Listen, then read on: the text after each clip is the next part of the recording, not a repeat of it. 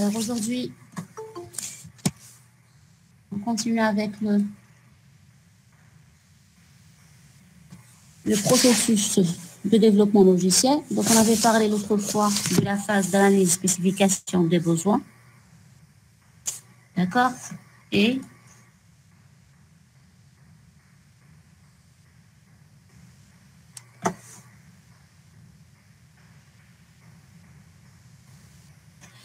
donc, on s'est arrêté, je pense, dans la phase de conception, c'est ça?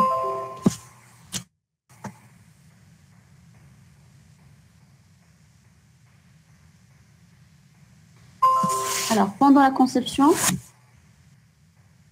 on propose une solution au problème posé. Donc, lors de la phase de l'analyse spécification des besoins, donc, on a défini ce qui est demandé, on a défini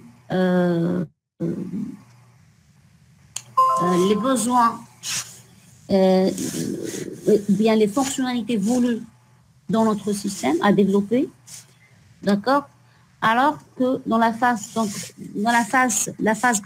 d'analyse spécification des besoins, on essaye de répondre à la question quoi faire, qu'est-ce qu'il faut faire, qu'est-ce qui est attendu du logiciel.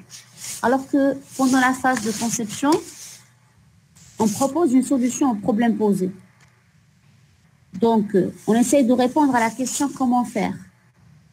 Comment réaliser le logiciel qui est demandé. Comment offrir les différentes fonctionnalités requises. Par solution, on entend une architecture du système, c'est-à-dire architecture générale et architecture physique. Une description détaillée des modules, des interfaces utilisateurs, des données, des algorithmes, etc. Donc, la conception donne lieu à un dossier avec souvent une partie destinée au client, d'accord, qui est la présentation de la solution, et une partie qui est destinée au réalisateur, donc c'est la conception technique, d'accord. Donc, ils vont se servir de ce document de conception qui va servir pour le codage du logiciel, d'accord. Donc, la phase de conception repose essentiellement sur le choix d'une architecture et des modules qui la composent. Donc, on va essayer de diviser notre programme, notre logiciel en plusieurs sous-systèmes, d'accord. On va essayer de définir une architecture ayant des modules afin de proposer une solution au problème posé. Le choix de cette architecture est souvent guidé par les exigences de la phase d'analyse des besoins. D'accord?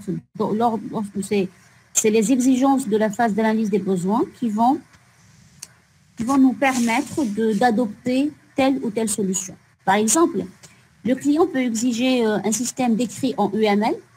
D'accord? On peut exiger que la description du système soit faite par UML et que le système soit fonctionnel sous Linux et que la communication devra, par exemple, faire appel à Corba. D'accord? La phase de conception est généralement décomposée en deux phases successives.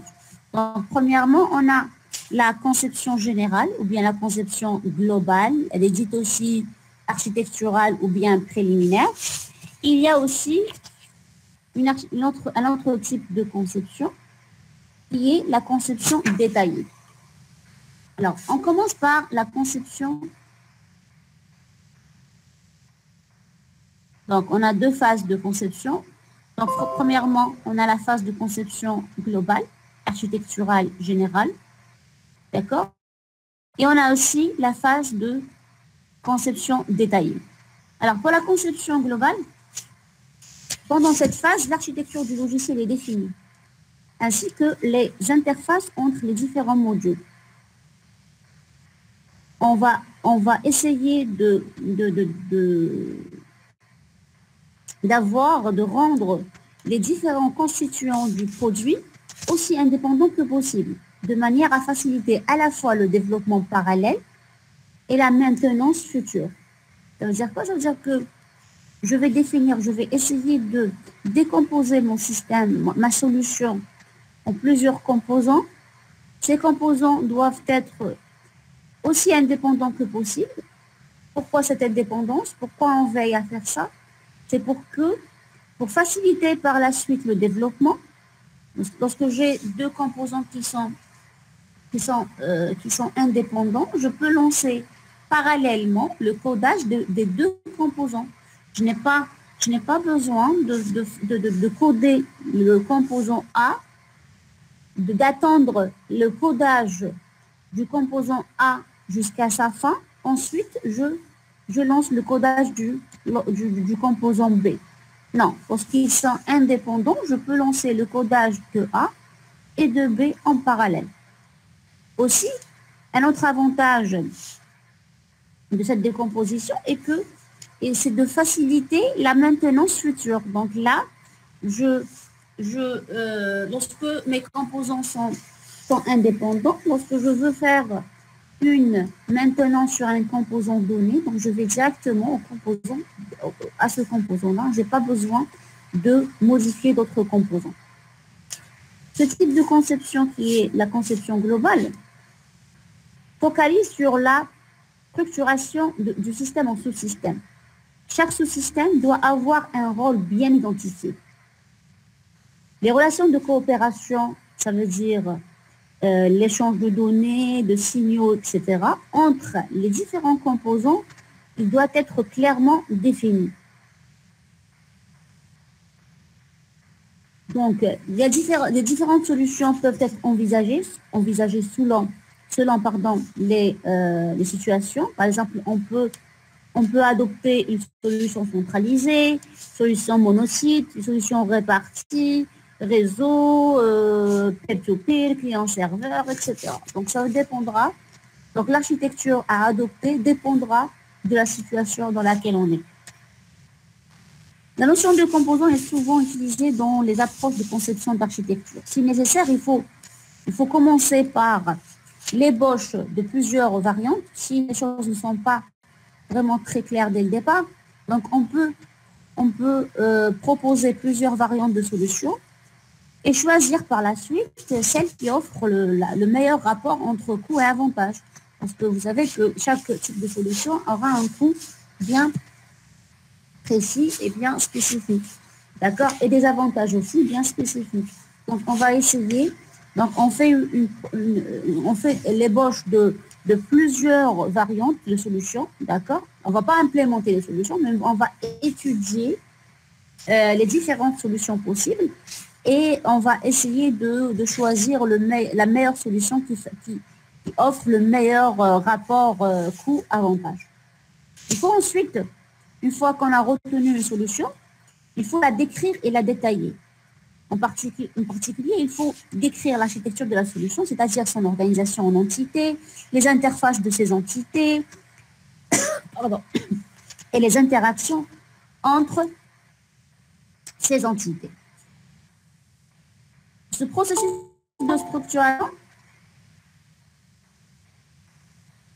de structuration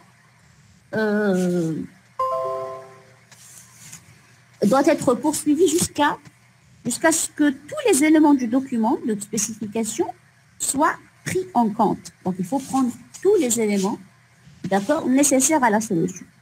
Donc, on va essayer de structurer. On adopte une solution donnée, premièrement. On va essayer de choisir, donc on essaye de choisir entre les différentes architectures possibles, client-serveur, centralisé, etc. Lorsqu'on retient une solution donnée, il faut la décrire et la détailler. Donc, ça veut dire quoi? Ça veut dire que on va décrire son organisation en entités. On doit définir les interfaces qu'il faut avoir entre les interfaces des différentes entités. Comment ces différentes entités vont interagir, ça veut dire des interactions entre les entités. D'accord? Donc, ce processus doit être poursuivi, d'accord, jusqu'à ce que tous les éléments soient pris en compte. D'accord? Le résultat de cette démarche cette démarche de conception globale s'appelle,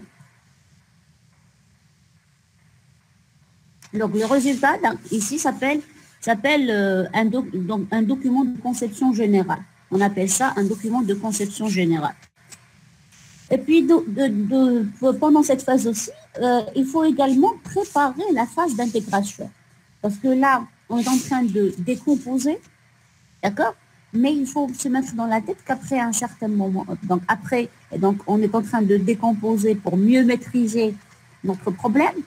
Mais une fois que le codage est terminé, donc on doit réintégrer, tous les composants qu'on a relevés, donc doivent être intégrés et réintégrés afin de constituer un système global. Donc pendant cette phase-là, une fois qu'on a bien décomposé notre système, donc il faut aussi il faut préparer la phase d'intégration qui viendra par la suite. Donc comment la préparer? Donc en élaborant un plan d'intégration. Donc un plan qui va nous permettre, qui va dire tel composant va être intégré avec un tel composant via une interface donnée. Donc ces deux composants auront comme message, comme signal les signaux suivants, etc.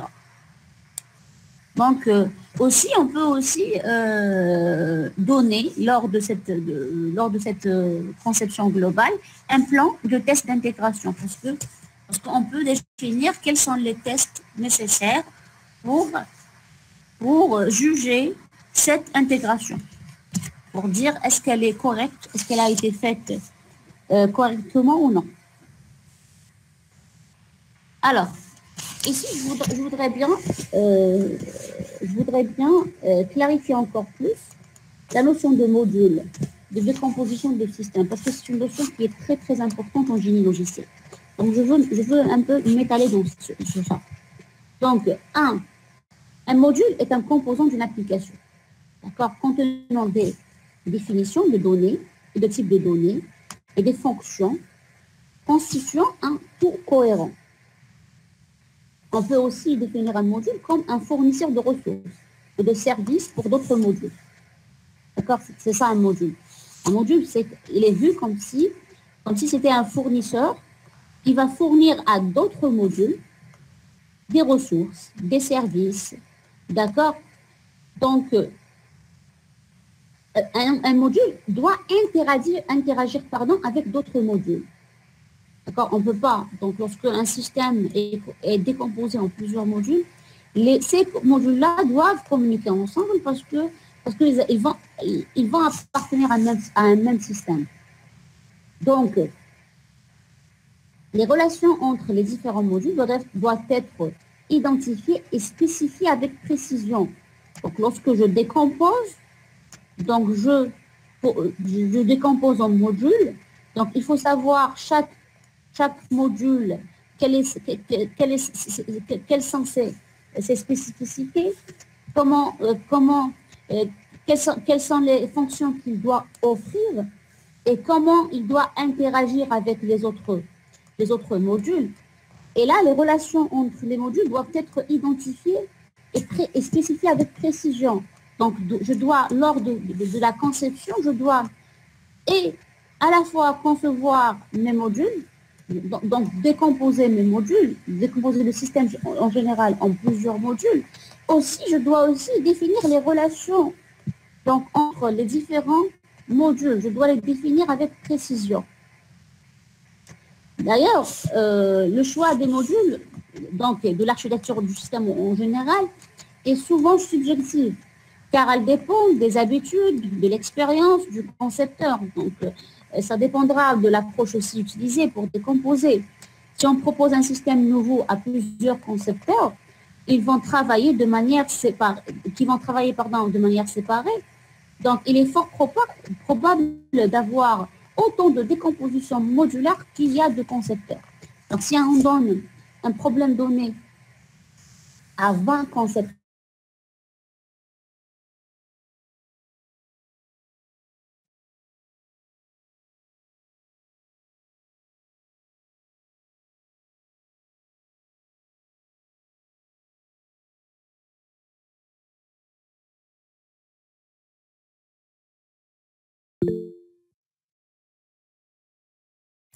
Madame, on n'a plus de son. Madame, il n'y a pas de son.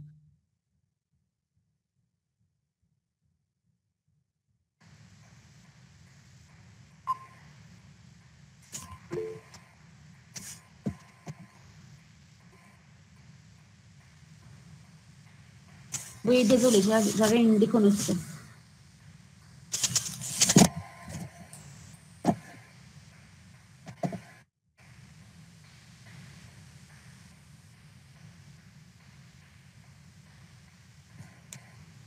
Ok, donc,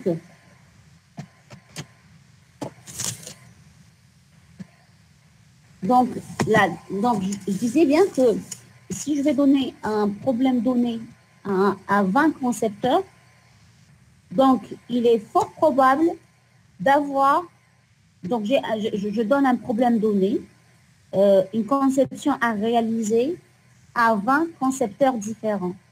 Donc il est fort probable d'avoir autant de conceptions différentes que de concepteurs. Alors pourquoi? Parce que ce n'est pas la conception, d'accord, ce n'est pas une science exacte. Ce n'est pas 1 plus 1 qui égale à 2. Donc, je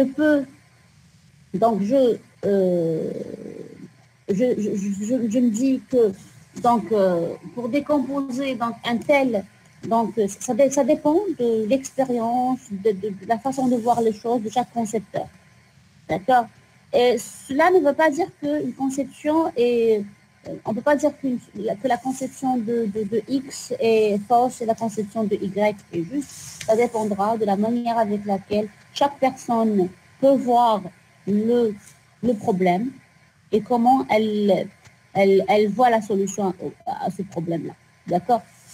Donc, il y a principalement 2 approches pour identifier les modules. Pour l'identification de modules, il y a en général 2 approches. D'accord? Il y en a d'autres, mais on va retenir ces 2 approches-là. C'est les plus citées en littérature. Donc, première approche, c'est l'approche fonctionnelle. D'accord? Un module, dans cette approche-là, est un sous-système du système global. Chaque sous-système réalise une fonction bien définie dans le système. Donc, chaque module, on décompose comment? On décompose afin que chaque module réalise une fonction donnée. On peut, par exemple, identifier dans un système industriel des fonctions de gestion de stock, de supervision, de contrôle qualité, de commande des appareils, etc. Toutes ces fonctions constituent des sous-systèmes industriels.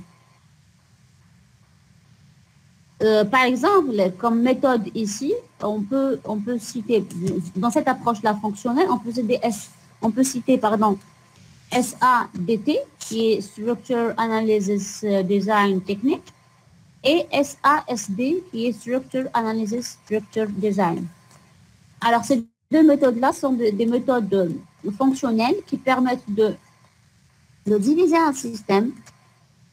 On divise un système, mais selon les fonctionnalités offertes. Ça veut dire quoi? Ça veut dire que chaque sous-système, chaque module doit offrir une fonction bien identifiée. D'accord? C'est l'approche fonctionnelle. Alors que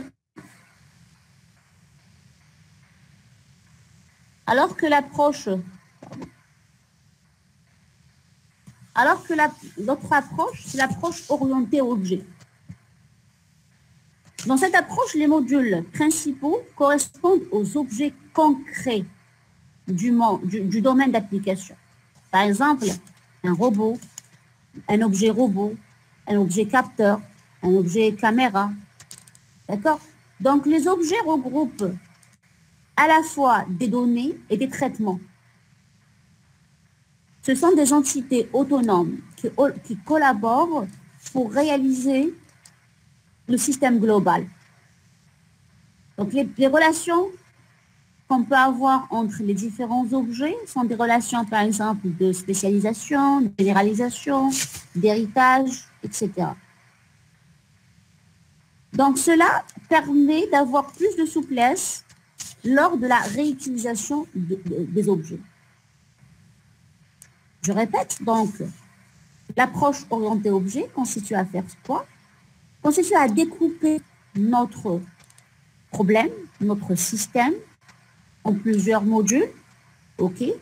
Mais les modules, cette fois-ci, vont correspondre aux objets concrets du monde, du monde dans lequel on vit, dans le domaine d'application, tels que on a robots, caméras, etc. Donc les objets se regroupent dans cette approche-là. Un objet n'est pas une fonction, un module n'est pas une fonction donnée, mais plutôt un objet qui va regrouper à la fois les données et les traitements qui sont liés à cet objet-là. Ce sont des entités autonomes. C'est-à-dire que les objets ici, les modules, sont des entités autonomes qui collaborent ensemble pour réaliser un système global. Parmi les approches, ou bien les méthodes les plus utilisées dans l'approche orientée objet, c'est UML. UML est l'une des techniques fondées sur la notion d'objet qui tend à généraliser de plus en plus, donc qui est de plus en plus utilisée dans la conception logicielle. Donc, que l'approche, donc on a vu qu'il y a l'approche fonctionnelle ou bien et l'approche orientée objet, donc qu'on choisisse d'adopter l'approche fonctionnelle ou bien l'approche orientée objet, on cherche toujours à diviser le système en entités, en modules, plus facile à comprendre et à réaliser de manière parallèle. Donc le concepteur d'un système donné doit avoir une bonne connaissance dans le domaine des algorithmes. Pourquoi? C'est pour proposer des modules efficaces. Donc, il doit avoir une connaissance suffisante dans le domaine de l'algorithmique. Pourquoi? C'est pour qu'il puisse faire un découpage efficace. D'accord? Et la décomposition en objets, au module, ne permet pas en elle-même de choisir les bons algorithmes. Ce n'est pas la décomposition qui permet de choisir les bons algorithmes, mais c'est plutôt en sachant ce qui est possible d'avoir dans des algorithmes qu'on peut diviser notre système en plusieurs modules qui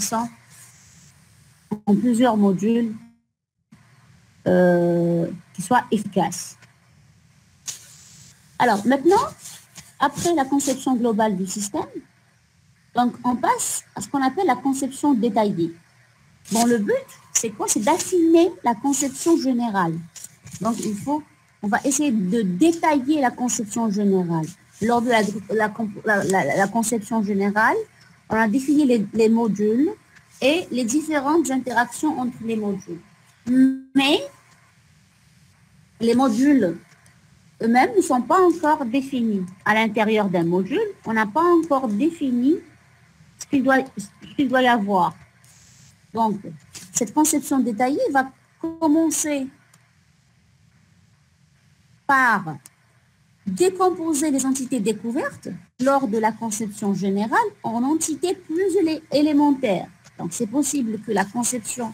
Donc, lors de la conception générale, j'ai dit que j'ai besoin d'un composant qui permet de faire la gestion des stocks, un autre composant qui permet la gestion des employés. Et là, lors de la conception détaillée, il est possible que le module gestion des stocks soit encore décomposé en plusieurs modules élémentaires, en plusieurs entités plus élémentaires. Cette décomposition doit être poursuivie jusqu'à ce que les entités soient faciles à implémenter et à tester. C'est-à-dire que les entités doivent correspondre à des composants logiciels élémentaires. Donc, il faut avoir des composants logiciels vraiment élémentaires pour faciliter pour qu'il soit plus facile à implémenter et à tester. Donc, ce niveau-là de décomposition dépend. Donc, on ne peut pas dire qu'on est en un niveau de décomposition suffisant. Donc, on ne peut pas le dire, au préalable, car cela dépend du langage de programmation retenu pour l'implémentation. D'accord? Donc, la décomposition s'arrêtera une fois que le langage de programmation retenu peut implémenter et tester facilement le composant, l'entité. Donc, il faut par la suite, il faut décomposer encore, et puis par la suite, il faut décrire chaque composant en détail. Ça veut dire quoi? Chaque composant doit être, pour chaque composant, on doit identifier l'interface, les algorithmes utilisés, le traitement des erreurs. Ça veut dire si, par exemple, j'ai des erreurs, comment je dois réagir, les performances nécessaires, etc. L'ensemble de ces descriptions constitue le document de conception détaillé. Donc, une fois qu'on a décomposé encore le système en composants plus élémentaires, et après avoir défini pour chaque composant l'interface, les algorithmes utilisés, le traitement des erreurs, les performances, etc., donc on produit ce qu'on appelle un document de conception détaillé. Donc c'est ça. Donc le premier résultat de cette phase d'analyse de conception détaillée, c'est bien d'avoir un document de conception détaillé.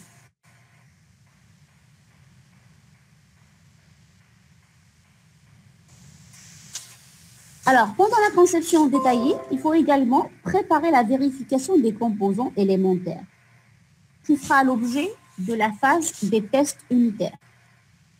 Ça veut dire quoi? Ça veut dire que, une fois que je décompose mon système en éléments élémentaires, en composants élémentaires, il faut également essayer de préparer les tests unitaires. Comment ces différents tests unitaires, ça veut dire quoi? Ça veut dire comment on pourra par la suite tester, afin de valider, les différents composants. Parce que chaque composant doit être testé séparément des autres. D'accord? Ensuite, si les tests sont concluants, on procède à ce qu'on appelle l'intégration du composant avec d'autres composants. Donc, j'ai un composant, par exemple, de calcul de moyenne. D'accord? Je sais, donc j'ai défini, lors de la conception détaillée, j'ai défini un composant qui permet de calculer la moyenne.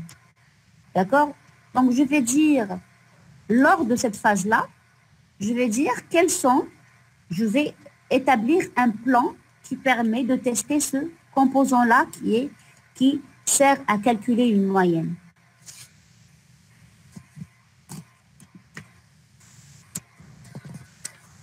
D'accord? Donc, il faut chaque composant, il faut qu'il soit testé. Donc, une fois les tests sont concluants, on va essayer de l'intégrer et de l'intégrer avec les autres composants. D'accord? Donc, on dit qu'on a un plan de test unitaire. D'accord? Donc, on a vu déjà que, jusqu'ici, on a vu que la phase de conception est divisée en deux étapes.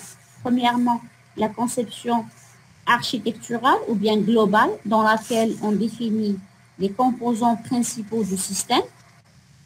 D'accord? Donc, ensuite, on passe à la conception détaillée où on peut aussi décomposer encore plus les modules retenus. Et puis, Et puis par la suite, définir pour chaque composant les algorithmes, les interfaces, etc. utilisés. D'accord? Maintenant, une conception doit être, doit être de bonne qualité. Pourquoi? On doit entreprendre cette étape de conception avec beaucoup de rigueur, en adoptant des méthodes bien étudiées. Pourquoi? Pour avoir une conception de bonne qualité. Une conception de bonne qualité, ça mènera bien sûr à avoir un logiciel de bonne qualité. D'accord? Parce qu'on a dit que le processus, la qualité du processus, que le processus permettant de produire un logiciel, c'est plus le processus est de bonne qualité, plus le logiciel sera de bonne qualité. Parce que si on ne va pas adopter de bonnes méthodes de conception, d'accord, on aura un logiciel qui va être surtout difficile à maintenir. On ne peut pas le maintenir facilement parce qu'il est difficilement compréhensible et on ne peut pas. Donc déjà, il nous faut un grand temps pour le comprendre pour que par la suite, on puisse le modifier. Donc, plus la conception est de bonne qualité, plus, premièrement, je facilite le développement du logiciel, plus je garantis à avoir un logiciel de bonne qualité, plus je facilite surtout la phase de maintenance. Alors,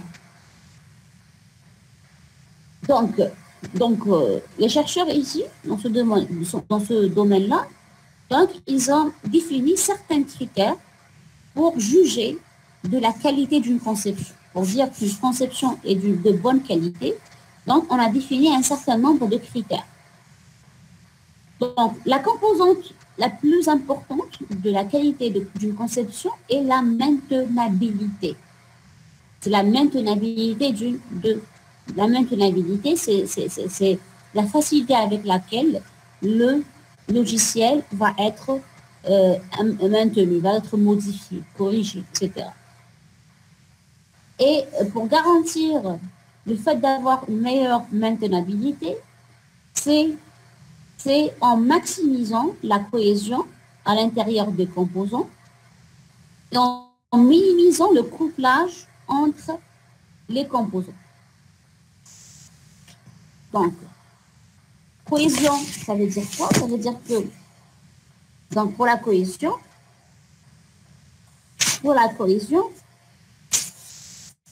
pardon. Donc pour la cohésion d'un composant permet de mesurer la qualité de sa structuration.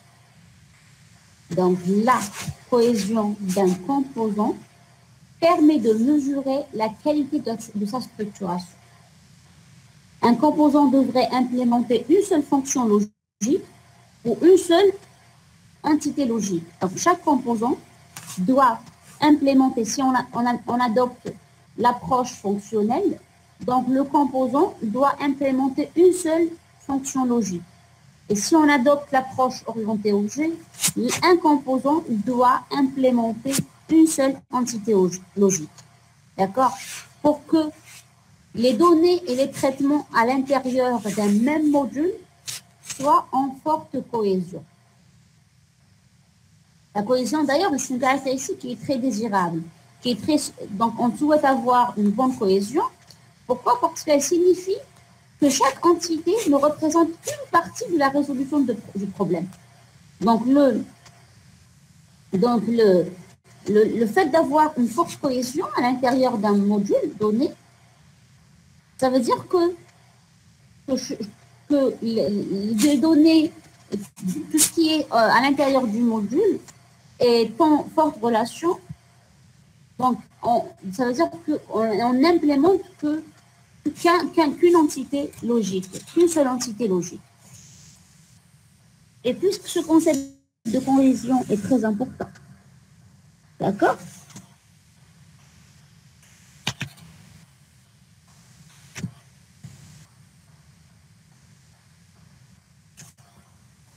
Alors, donc, c'est un concept, la cohésion est un concept très important pour juger d'une bonne conception.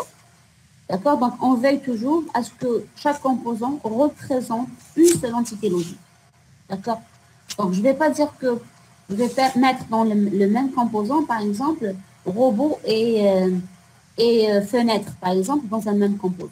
Non, parce que c'est des composants, parce que c'est des entités qui ne sont pas liées logiquement. D'accord? Donc, il ne faut pas les mettre dans un seul module, dans le même module. D'accord? Et puis, un autre critère aussi qui juge d'une bonne conception, d'une bonne qualité d'une conception, c'est le couplage. Le couplage, ça veut dire quoi? C'est une indication de la force d'interconnexion des différents composants d'un système. En règle générale, des modules sont fortement couplés lorsqu'ils utilisent des variables partagées, lorsqu'ils échangent des informations de contrôle. D'accord? Donc, lorsque on a plusieurs modules qui travaillent sur les mêmes variables, on appelle ça des variables partagées. D'accord? Donc, ou bien que la communication entre modules se fait en échangeant des informations de contrôle, ça veut dire qu'on a ça veut dire que les modules sont fortement couplés. Et là, plus les modules sont fortement couplés, plus la conception est de mauvaise qualité. D'accord? On cherche toujours à maximiser la cohésion. Ça veut dire qu'à l'intérieur d'un même module, les éléments soient liés de manière logique et on veille aussi à minimiser le couplage. Ça veut dire que minimiser les interactions entre les modules. Ça veut dire que la communication entre modules doit être par envoi de message. D'accord? C'est une communication par envoi de message, mais on ne doit pas, on essaye toujours à minimiser l'utilisation de variables partagées et aussi l'échange d'informations de contrôle afin de garantir que les modules soient le plus indépendants possible. Plus les modules sont indépendants, plus j'ai un faible couplage, plus ma conception est bonne. Pourquoi je veux avoir ça? C'est pourquoi? Parce que si, par exemple, par la suite, je veux modifier un module donné, donc je vais directement dans ce module-là pour faire des modifications. Je n'ai pas besoin de voir d'autres modules, d'accord, pour effectuer cette modification. Donc, pour effectuer une modification donnée, je vais juste au module concerné pour faire des modifications. Je n'ai pas à voir d'autres modules, ce qui facilite bien sûr la maintenabilité du logiciel. D'accord? Donc, les deux premiers critères pour avoir une conception de bonne qualité, c'est de maximiser, essayer de maximiser la cohésion et de minimiser le couplage. D'accord? Ce sont les critères les plus importants qui permettent de qualifier une conception. Il y a d'autres critères, par exemple, ce qu'on appelle la compréhensibilité pour la maintenance.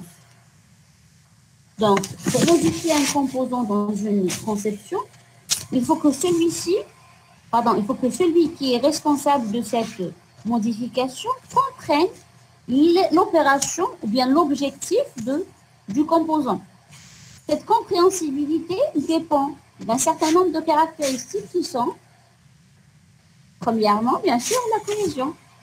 Le composant peut être compris sans que l'on fasse référence à d'autres composants.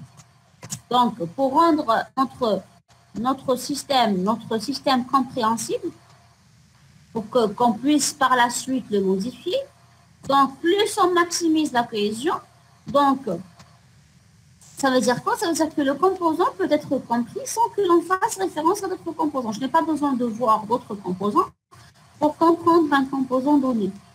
Donc en maximisant la cohésion, je facilite la compréhensibilité. Je maximise la compréhensibilité de la conception.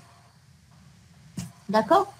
Aussi, un autre critère qui permet de maximiser la compréhensibilité de la conception, c'est l'utilisation de noms significatifs. Ça veut dire quoi? Ça veut dire les noms qui doivent être utilisés dans un composant donné doivent être significatifs. Significatif, ça veut dire quoi? Ça veut dire reflète des noms des entités du monde réel qu'on est en train de modéliser. D'accord? Donc, si par exemple, j'ai un composant calcul moyenne, dont l'objectif est de calculer la moyenne, je vais le nommer composant calcul moyenne. Je ne vais pas, par exemple, le nommer A ou bien B. D'accord? Parce que l'utilisation de l'appellation calcul moyen sera significatif et celui qui veut comprendre ma conception, donc une fois qu'il voit l'appellation calcul moyenne, donc il va comprendre que ce composant est responsable du calcul de la moyenne. D'accord? Donc, l'utilisation de noms significatifs contribue à maximiser la compréhensibilité d'une conception donnée.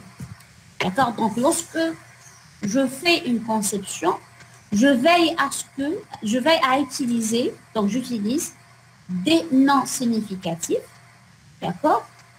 Pour des noms significatifs pour chaque composant, pour chaque entité, d'accord? Et ceci va faciliter par la suite la compréhensibilité de la conception.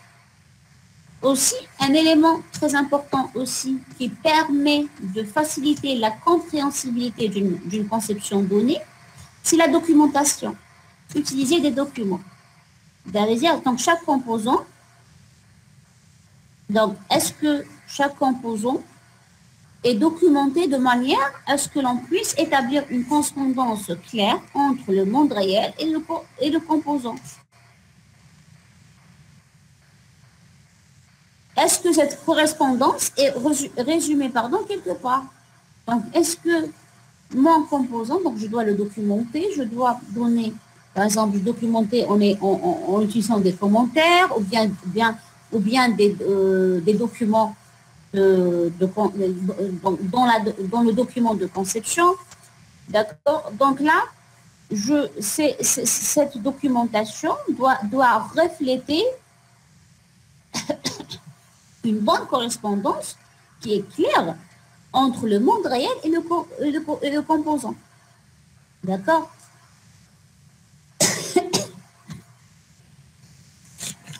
Donc ça, c'est pour faciliter la compréhensibilité d'une conception. Aussi, un autre critère qui n'est pas cité ici, c'est la complexité. Donc, il faut essayer d'utiliser au maximum des algorithmes qui soient simples. D'accord?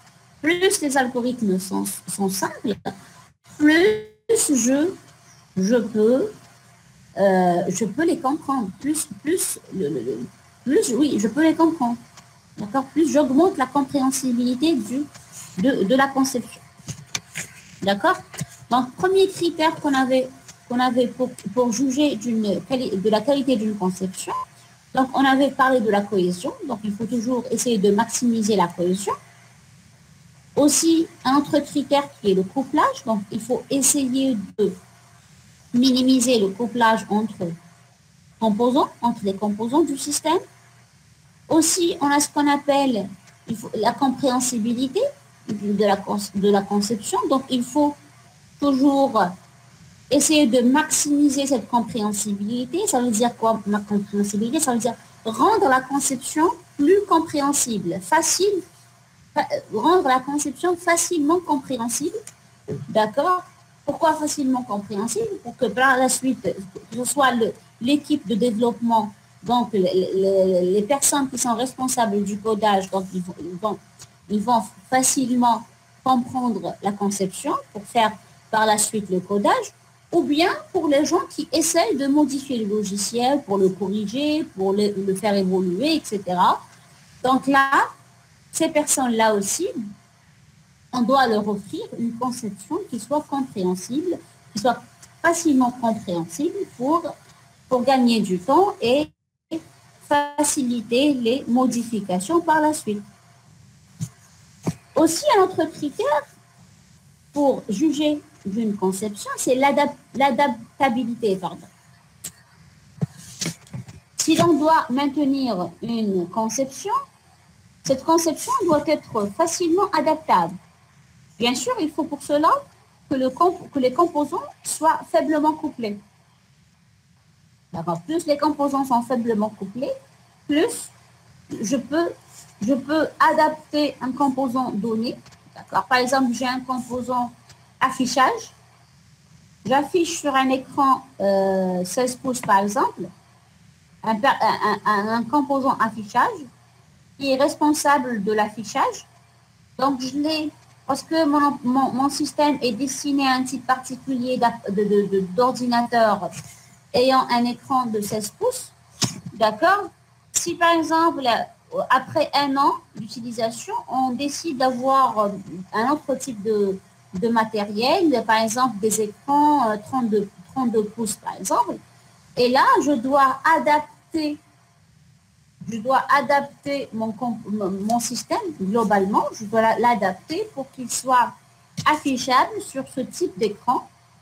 Et là, pour faire cette adaptation, donc je vais directement vers le composant affichage et je change les paramètres pour que le système soit affichable sur des écrans 32 pouces.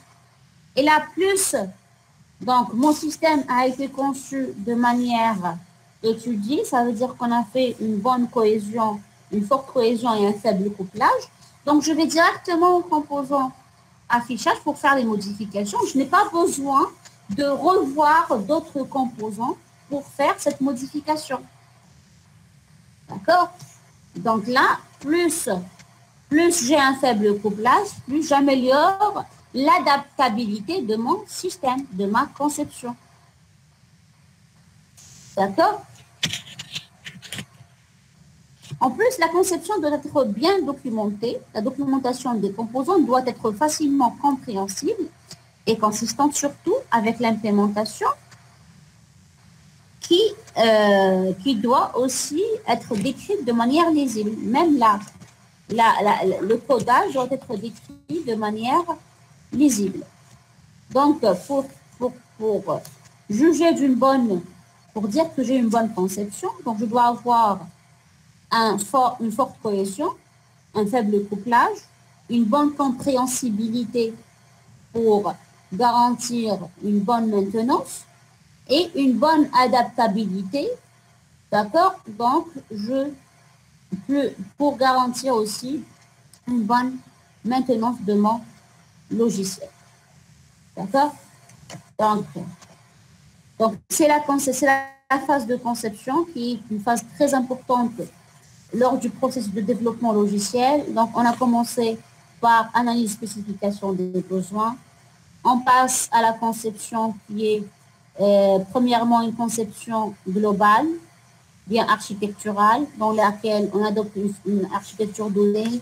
On décompose notre système en plusieurs modules. La décomposition doit toujours vérifier deux critères, c'est d'avoir une forte cohésion et un faible couplage. Et puis, par la suite, on passe à la conception détaillée qui va décomposer encore le système en composants élémentaires, essayer pour chaque composant de définir les données, les algorithmes, les interfaces, etc. D'accord? Donc, toute cette phase de conception, donc la phase de conception doit être menée avec méthodologie, en utilisant des méthodes bien définies, d'accord, afin de garantir une bonne conception, une conception de qualité. Donc, pour avoir cette conception de qualité, donc, on a un certain nombre de critères de qualité qui sont premièrement la cohésion, le couplage, la compréhensibilité et l'adaptabilité. concerne la phase de conception. Une fois qu'on a terminé avec la conception, on passe à l'implémentation du système. On est toujours dans la phase, on est toujours dans le cycle de développement du logiciel. On est en train de développer notre logiciel. D'accord? On passe par la suite à ce qu'on appelle l'implémentation du logiciel. Ça veut dire quoi une implémentation? Ça veut dire qu'on va traduire la solution qui a été proposée lors de la phase de conception. On va la traduire dans un langage de programmation. D'accord? Donc, après conception détaillée, on peut passer à la phase d'implémentation. On peut donc la nommer aussi phase de construction, codage, réalisation. D'accord? Donc, lors de cette activité d'implémentation, bien de codage, il y a plusieurs choix qui sont faits. Premièrement, on va choisir, par exemple, les bibliothèques à utiliser, les conventions de codage, etc. La conception détaillée est donc traduite dans un langage pour avoir un ensemble de programmes ou de composants, d'accord, de programmes. Donc, chaque composant doit être interprété dans un langage de programmation, dans le langage de programmation qu'on a choisi. Ceci, bien sûr, après avoir choisi une bibliothèque, après avoir fait des conventions, etc. De codage, bien sûr, des conventions de codage. Cette activité, donc, consiste à faire quoi? Ça consiste à réaliser le code source du logiciel. Donc, on va essayer de produire, lors de cette étape-là, le code source du logiciel.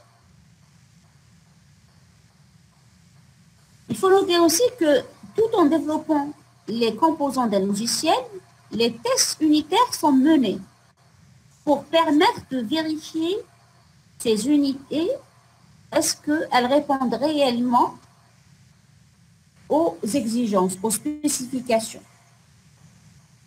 D'accord? Donc, je fais un codage. Donc, je fais le codage de chaque composant, de chaque module. Et chaque module peut être testé à part. D'accord? Donc, je découpe mon logiciel en plusieurs modules. Et puis, j'ai par exemple un module qui permet de calculer la moyenne. Je peux tester ce module-là séparément des autres modules en donnant par exemple un certain nombre de notes et voir est-ce qu'il donne les résultats attendus ou non. D'accord? Donc, il faut faire des tests pour dire est-ce que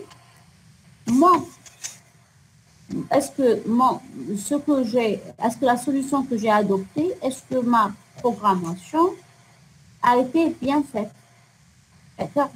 Donc, ce type de test, le test qui permet, l'activité qui permet de tester, d'accord, de tester un composant donné, d'accord, s'appelle test unitaire.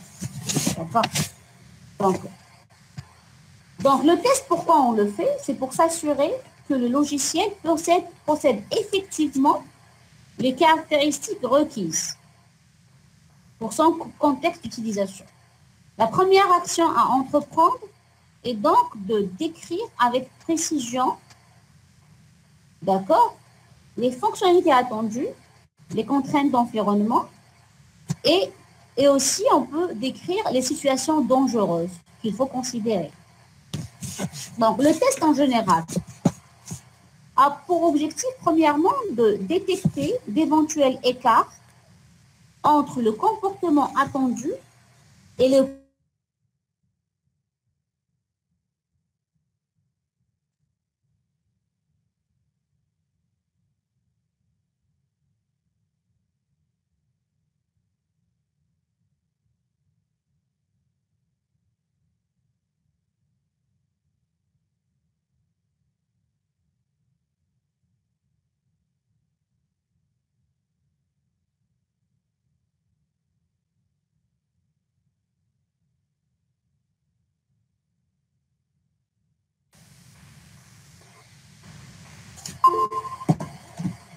Donc, on ne peut pas.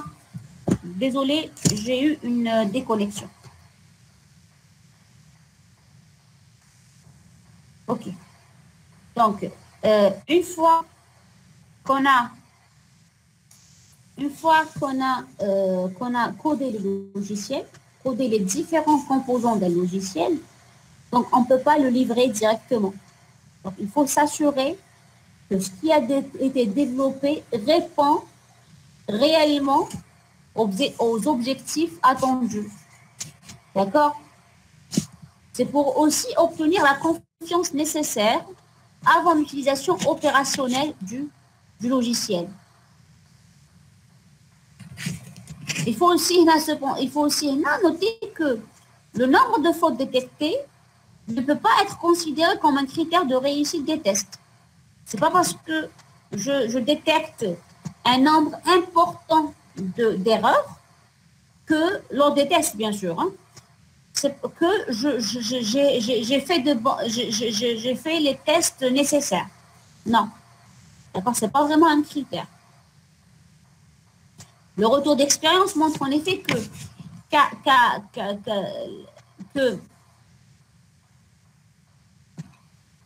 par exemple, si je choisis un jeu de test donné, d'accord, donc on ne peut pas tester sur tous les cas possibles. C'est pratiquement impossible. Et c'est en général impossible. Pourquoi? Parce que on n'aura pas, donc on n'a pas le, soit qu'on n'a pas le temps qu'il faut, et puis aussi faire des tests peut coûter de l'argent, et peut-être aussi qu'on n'a pas le budget qu'il faut. Donc, et pour faire des tests, donc il faut sélectionner un ensemble donné de cas possibles, de cas sur lesquels on va effectuer les tests. Donc, la sélection de cet ensemble de cas est très importante, d'accord, pour dire que les tests sont concluants ou non. Donc, il faut essayer de sélectionner, de choisir un ensemble de cas qui est représentatif, donc on essaye de choisir logiquement les cas sur lesquels on doit tester notre logiciel. D'accord? Donc, les tests en général, le test du logiciel, il est fait pour détecter les erreurs, pour obtenir la confiance nécessaire avant l'utilisation opérationnelle du système. Et d'ailleurs, pour valider un logiciel, pour dire qu'un logiciel est valide, valide, ça veut dire qu'il répond réellement aux besoins, qu'il donne les bons résultats. L'approche la plus utilisée, c'est bien les tests. D'accord?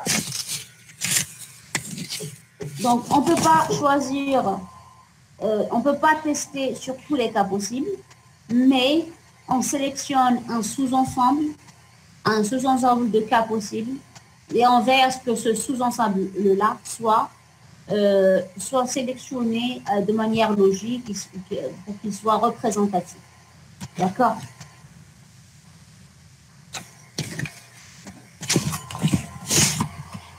Et il existe plusieurs approches pour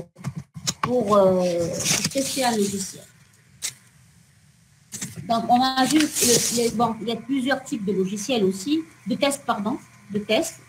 Donc, il y a premièrement les tests unitaires. Pour les tests unitaires, donc, on teste les composants qu'on a séparément, on teste chaque composant séparément. D'accord? Les composants qu'on a codés, on va les tester, mais séparément, de manière séparée. Donc, je teste. Si je veux faire pour un logiciel de gestion de la scolarité, donc je code le composant responsable du calcul de la moyenne, je le teste séparément des autres composants. Là, j'effectue ce qu'on appelle un test unitaire. D'accord? Donc, comme résultat à cette étape de test unitaire, donc j'aurai des modules qui sont codés et testés. D'accord? Je peux aussi documenter chaque module. Et puis, je peux aussi, dans ces documents, inclure les résultats des tests unitaires et aussi faire des plannings de mise à jour. C'est par exemple, je sais qu'un composant donné peut subir une mise à jour, donc je peux faire un planning de ces mises à jour. Il existe aussi d'autres formes de tests, par exemple les tests d'intégration.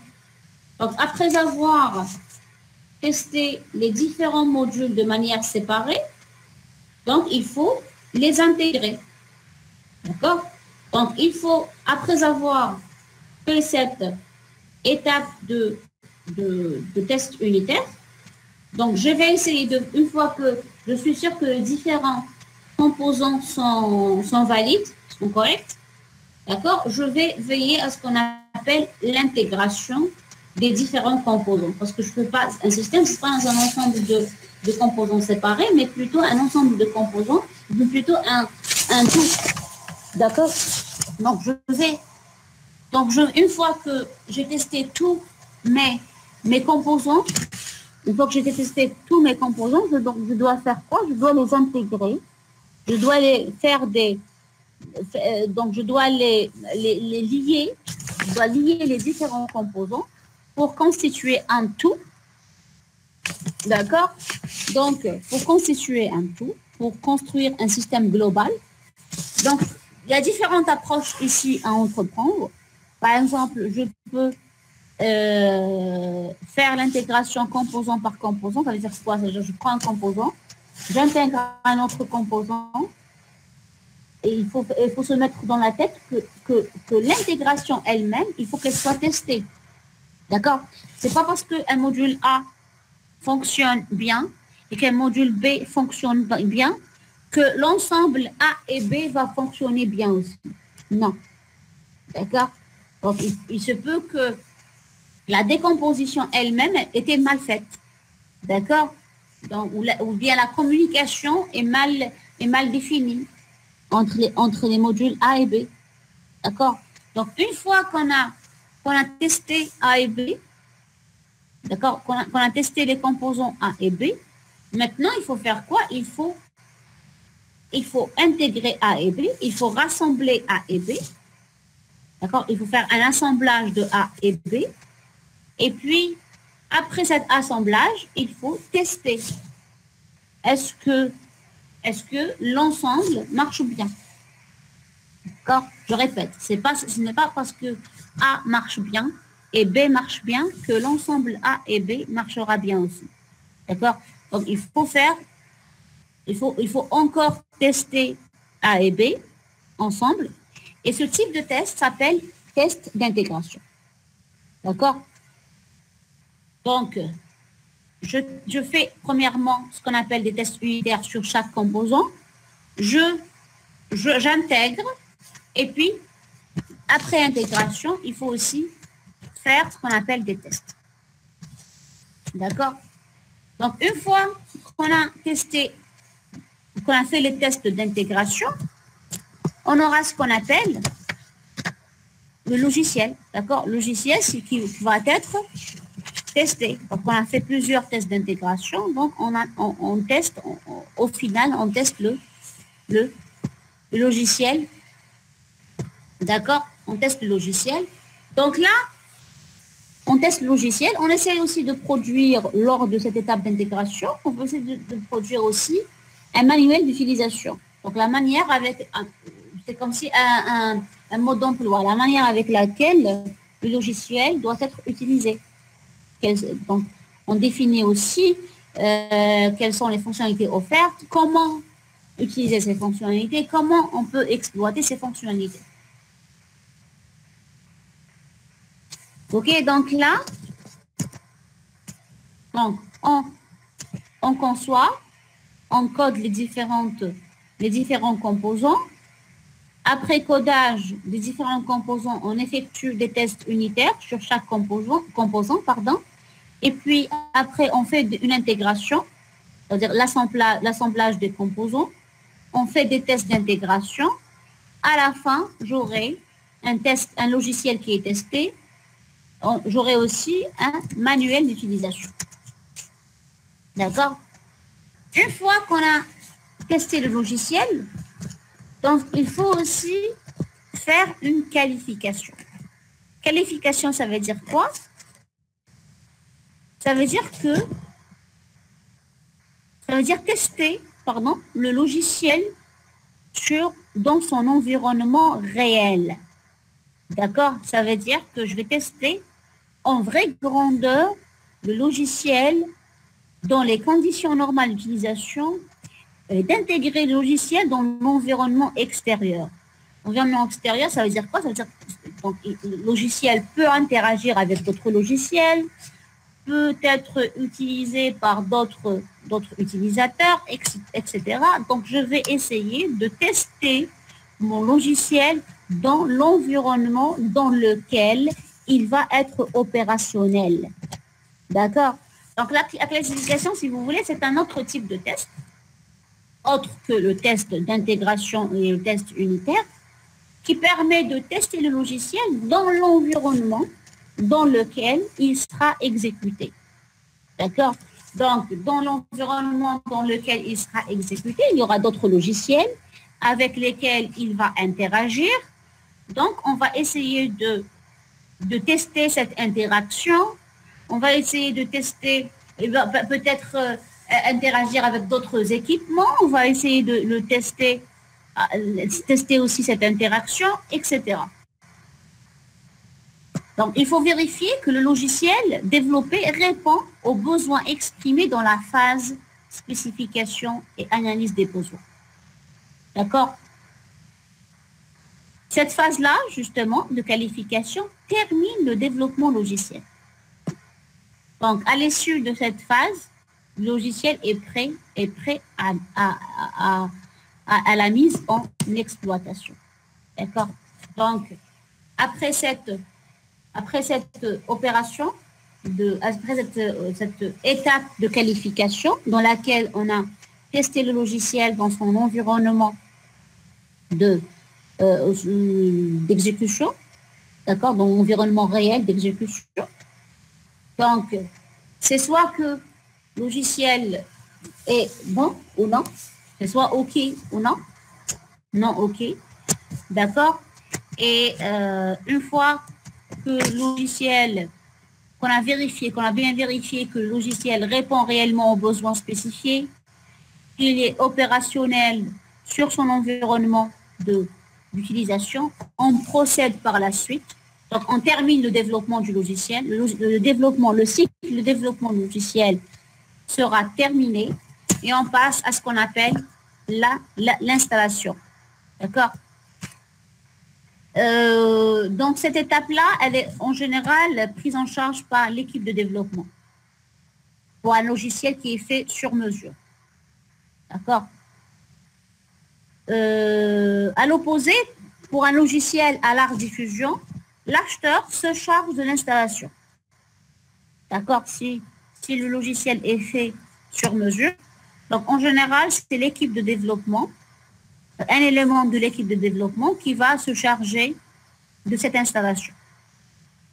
Contrairement au logiciel à large diffusion, on achète un logiciel, c'est l'utilisateur, c'est le client lui-même qui va installer le logiciel, éventuellement avec une assistance du service après-vente. D'accord?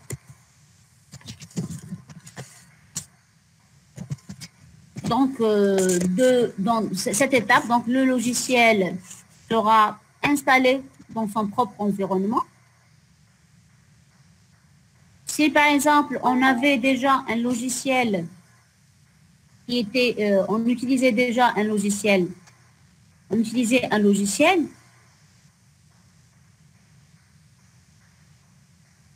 si, par exemple, on utilisait un logiciel, donc on va essayer de programmer ce changement, d'accord, parce que de cette mutation vers le nouveau logiciel, donc on va mettre hors service l'ancien logiciel qui va être remplacé par le nouveau logiciel. lors de l'installation aussi, on peut mettre en place des mises à jour. D'accord? Une fois installé, le logiciel peut être exploité. Le logiciel peut être exploité. D'accord? Donc, il est utilisé par les utilisateurs. Et cette phase de mise en exploitation et de maintenance, c'est la phase la plus longue dans le cycle de vie d'un logiciel. Ça veut dire quoi? Ça veut dire si, par exemple, le développement du logiciel a nécessité, par exemple, 1 an, eh bien, sa mise en exploitation et sa maintenance, donc, peut, par exemple, arriver à 10 ans ou plus. D'accord? Donc, la durée de la phase d'exploitation et de maintenance est la plus longue, généralement, dans le cycle de vie d'un logiciel. On avait dit déjà que le cycle de vie d'un logiciel commence lors de la décision de développer le logiciel. Si on a pris la décision de développer le logiciel, c'est là où le logiciel, c'est la naissance du logiciel, c'est là où le cycle de vie d'un logiciel commence. D'accord? Il se termine quand est-ce? C'est quand le logiciel... Voilà, je reviens sur ce slide. Donc, logiciel, donc, son cycle de vie, lors de la prise de décision de développer le logiciel, donc après qualification, c'est là où le cycle de développement se termine. D'accord? Alors que la vie d'un logiciel s'étale encore après installation, donc il y a mise en exploitation et maintenance. Et c'est cette phase-là de mise en exploitation et de maintenance qui est la plus longue dans le cycle de vie d'un logiciel.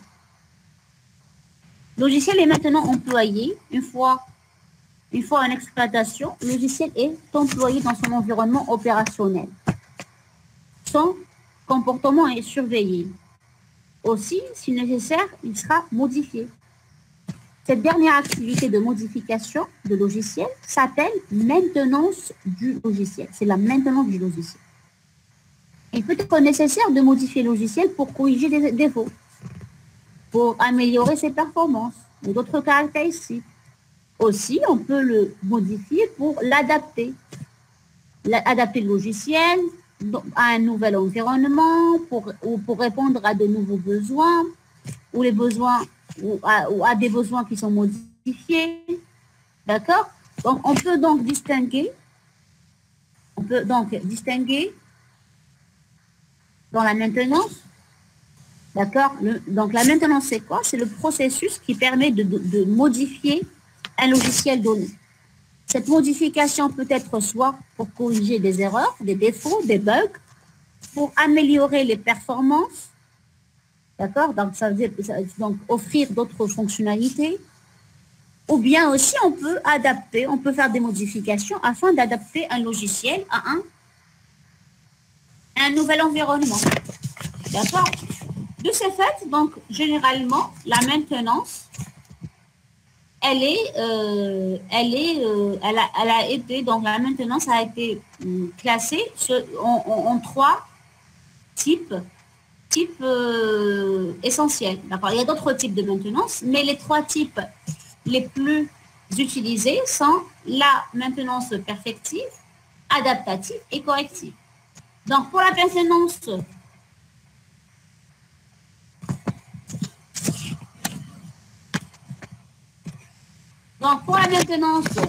corrective, donc le but c'est quoi? C'est de corriger les erreurs, donc défauts, donc on a déjà abordé ça. Pour la corrective, donc c'est pour corriger les erreurs, donc des bugs, etc. D'accord? aussi pour l'adaptatif, par exemple, c'est pour adapter notre système à un système, par exemple, à un changement de SGBD, d'une loi donnée, par exemple, l'exemple que j'ai donné tout à l'heure pour, par exemple, modifier l'affichage. D'accord? Bon, on était à 16 pouces, on passe à 32 pouces, donc c'est un changement d'affichage. Donc, on va adapter notre système à ce nouveau mode d'affichage. D'accord? Donc, aussi, on peut inclure de nouvelles fonctionnalités à notre logiciel. Donc là, on va opérer une maintenance perfective. Et cette maintenance perfective, donc, sert à faire quoi? Ça sert à maintenir les fonctionnalités antérieures tout en ajoutant de nouvelles fonctionnalités. Donc, on ajoute de nouvelles fonctionnalités à notre système.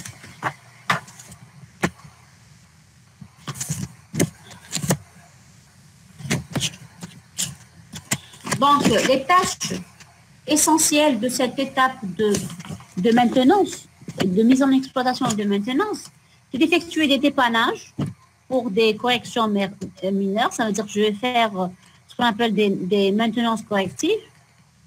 Si par exemple j'ai des modifications importantes à apporter, donc je fais une maintenance évolutive, perfective. D'accord? Et à chaque fois que je vais faire une maintenance, donc je dois faire quoi? Je dois distribuer ce qu'on appelle les mises à jour. D'accord? Et donc, j'aurai à chaque fois donc, un logiciel qui est corrigé et des documents. Donc, je dois toujours mettre à jour les documents relatifs au logiciel. Donc, tout logiciel ne peut pas être utilisé de manière indéfinie.